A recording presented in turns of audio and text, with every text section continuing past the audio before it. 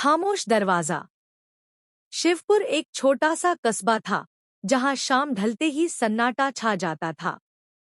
लोग कहते थे यहाँ रात जल्दी उतरती है। उसी कस्बे में रहता था अमन, उम्र करीब 25 साल।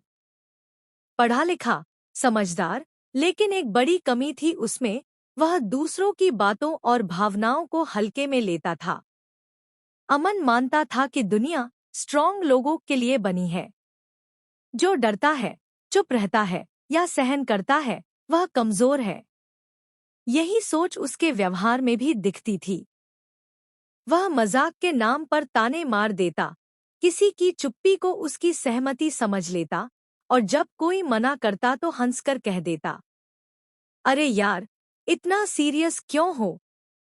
एक दिन अमन को शिवपुर के बाहर स्थित पुराने सरकारी गेस्ट हाउस में नौकरी मिली। इमारत बहुत पुरानी थी और वहां ज्यादातर समय सन्नाटा रहता। सिर्फ एक चौकीदार था, रामदीन, उम्र 60 के पार। वह अमन से ज्यादा बात नहीं करता था।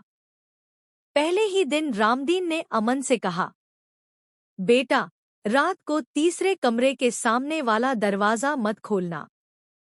अमन हंस पड़ा। क्यों? भूत है क्या?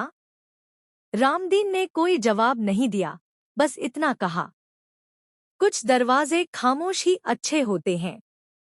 अमन ने इसे बूढ़े की वहम समझकर टाल दिया।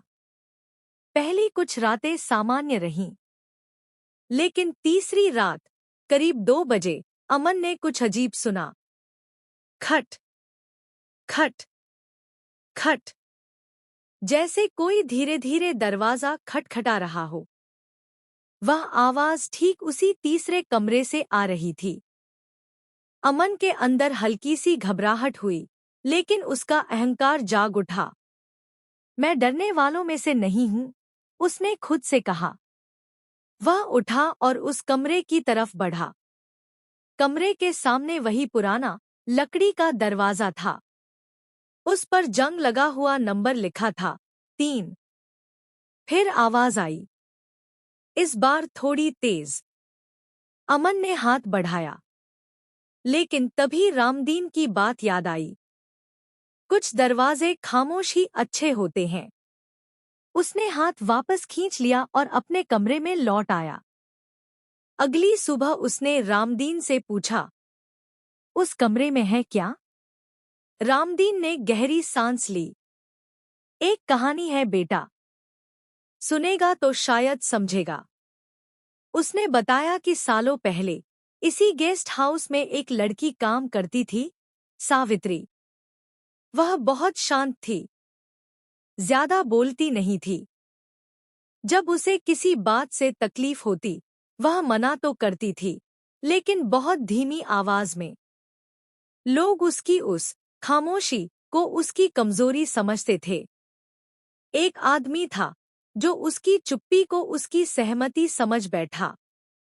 जब सावित्री ने मना किया, वह हंसा। जब उसने डर जताया, वह बोला, इतना ड्रामा क्यों? उस रात के बाद सावित्री कभी किसी से जोर से नहीं बोली। और कुछ दिनों बाद वह कमरे नंबर 3 में मृत पाई गई। रामदीन की आवाज कांप रही थी। लोग कहते हैं उसकी आवाज अब भी वही है। वह दरवाजा खटखटाती है, लेकिन अंदर आने के लिए नहीं, बाहर निकलने के लिए। अमन चुप हो गया। पहली बार उसे लगा कि मजाक और हंसी के पीछे कितनी बड़ी बेरुखी छिपी हो सकती है। उस रात फिर वही आवाज आई, लेकिन इस बार अमन डरा नहीं। वह दरवाजे के सामने गया, बिना खोले बोला, अगर तुम्हें कभी सुना नहीं गया तो मुझे माफ कर देना, मैं समझ गया हूं। अचानक आवाज रुक गई। उसके बाद उस गेस्ट हाउस में फिर कभी वह दरवाजा नहीं खटखटाया। कुछ महीनों बाद अमन ने नौकरी छोड़ दी, लेकिन वह इंसान बदल चुका था। अब जब कोई चुप रहता, वह पूछता, क्या तुम ठीक हो? जब कोई मना करता, वह रुक जाता। और जब कोई डरता वह हंसता नहीं, समझने की कोशिश करता। उसे अब यह पता चल गया था कि हर ना जोर से नहीं बोला जाता और हर खामोशी सहमति नहीं होती। सीख, लेसन। दूसरों की चुप्पी को उनकी कमजोरी या सहमति समझना सबसे बड़ा अपराध हो सकता है।